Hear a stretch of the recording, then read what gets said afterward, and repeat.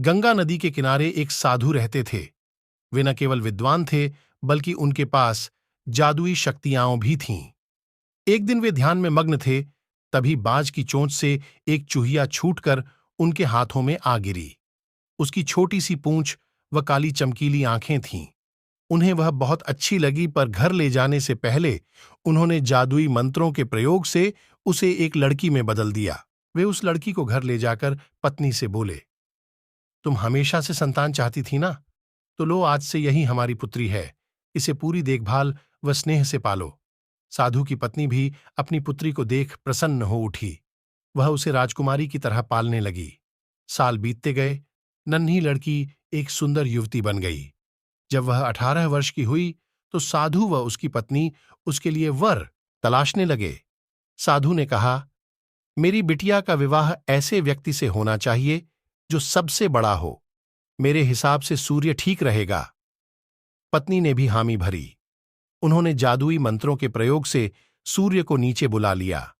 उन्होंने उसे अपनी पुत्री से विवाह करने को कहा, पर पुत्री ने पहले ही न कर दी। वह बोली, पिताजी, यह तो बहुत गर्म है। मैं उससे विवाह करूंगी जो इससे भी बेहतर हो। साधु निराश हो गए। उन्होंने सूर्य से कहा कि वे ही कोई वर सुझाए। सूर्य ने कहा, बादलों के देवता से बड़ा कौन होगा? उनमें तो मेरी किरणों को भी रोकने की शक्ति है। साधु ने बादलों को नीचे बुलाया व अपनी पुत्री से विवाह करने को कहा, पर इस बार फिर पुत्री ने मना कर दिया। वह बोली, ये तो कितना बदसूरत है, मैं इससे विवाह नहीं कर सकती। साधु ने बादल देवता से कहा कि वही कोई अच्छा वर सुझा दें। वे बोले, पवन देवता ठीक रहेंगे, वे तो मुझे भी अपने फूंक से उड़ा देते हैं।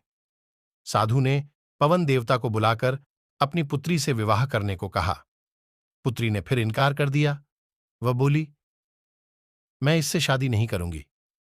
ये तो कहीं टिकते नहीं, हमेशा यहां वहां भागते रहते हैं। साधु ने पवन देव से पूछा, क्या मेरी पुत्री के लिए ऐसा वर हो सकता है जो आपसे भी बेहतर हो?